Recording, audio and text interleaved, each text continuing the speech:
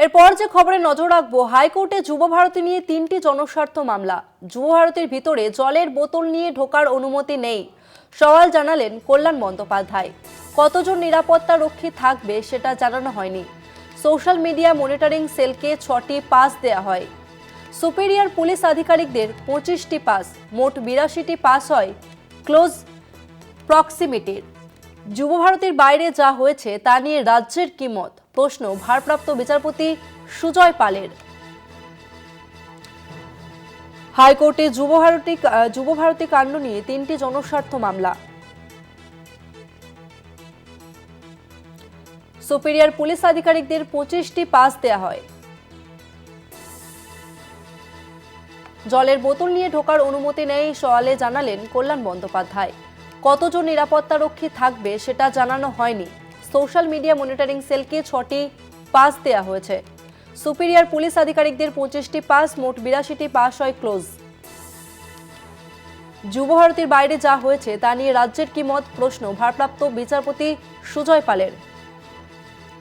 এ নিয়ে আমরা বিস্তারিত জানবো। আমাদের সঙ্গে ফোন লাইনে রয়েছে প্রতিনিধি পীযূষ কান্তি নাগ। পীযূষ দা, দেখো, কলকাতা হাইকোর্টে যুব ভারতীতে মিছিল অনুষ্ঠান নিয়ে যে 3টি জনস্বার্থ মামলা দায়ের হয়েছিল, সেই মামলার দীর্ঘ শুনানি পর্ব চলছে। সেই শুনানিতে আবেদনকারীদের পক্ষ থেকে বলা হয় যে মসির অনুষ্ঠান নিয়ে যে সিট গঠন করা হয়েছে সেই সিট কখনোই গ্রহণযোগ্যতা নেই। এছাড়াও যে কমিশন গঠন করা হয়েছে তা কিন্তু রাজ্য করতে পারে না। দ্বিতীয়ত, এই সমস্ত আইপিএস অফিসারদের তদন্তের ভার দেওয়া হয়েছে, সেই আইপিএস অফিসাররা কখনো তাদের ঊর্ধ্বতন কর্তৃপক্ষ এবং মন্ত্রীদের বিরুদ্ধে কখনো তদন্ত করতে পারেন না। এটা কিন্তু নারদা মামলার রায়কে তুলে ধরে আবেদনকারীরা দাবি করে। যদিও রাজ্যের আইনজীবী দাবি করেছেন যে মেসির অনুষ্ঠানে যে বিশৃঙ্খল পরিস্থিতি সৃষ্টি হয়েছে তার জন্য রাজ্য সরকার দায়ী নয়, কারণ অনুষ্ঠানের সমস্ত আয়োজক হচ্ছে সংগঠকদের, তার দায়ভার সংগঠকদের এবং রাজ্যের দায়িত্ব শুধুমাত্র আইন শৃঙ্খলা দেখা। রাজ্যের আইনজীবী বলেছেন যে যুব ভারতীর ভেতরে জলের বোতল বা পাউচের অনুমতি নেই। মেসিকে জেড ক্যাটাগরির নিরাপত্তা দেওয়া হয় স্বরাষ্ট্র মন্ত্রকের পক্ষ থেকে। কতজন নিরাপত্তা রক্ষী থাকবে না না থাকবে সে বিষয়ে কোনো জানানো হয়নি রাজ্যকে। শতদ্রু দত্ত মোট 400 দিনকে পাস দিয়েছিল। 27টি পাস দেন যারা মেসির একেবারে কাছে যেতে পারবে। 27টি হায়াত হোটেলে, যুব ভারতী এয়ারপোর্ট মিলে এবং বাকি 383টি ডিউটি পাস দেওয়া হয় যেখানে ডেকোরেটর এবং মাইকের সদস্যরা ছিলেন। আইবি ওয়েস্ট বেঙ্গল 12 জনকে পাস দিয়েছিল, যার মধ্যে মুখ্যমন্ত্রীও রয়েছেন।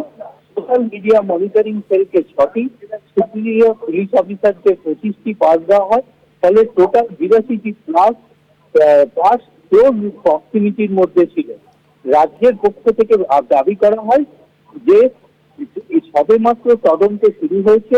15 তারিখ একটি রিপোর্ট প্রাথমিকভাবে জমা পড়েছে। ডিজিপি অনিশ সরকারকে ইতিমধ্যে সাসপেন্ড করা হয়েছে। এছাড়াও একাধিক পুলিশ অফিসারকে জিজ্ঞাসাবাদ করা হচ্ছে। দেশীয় ভারপ্রাপ্ত প্রধান বিচারপতি প্রশ্ন তোলেন যে অভিযোগ করা হচ্ছে যে এফআইআর করা হয়েছে তার স্টেডিয়ামের ভেতরে যা হয়েছে তার ভিত্তিতে, কিন্তু বাইরে যা ঘটেছে তার ভিত্তিতে নয়।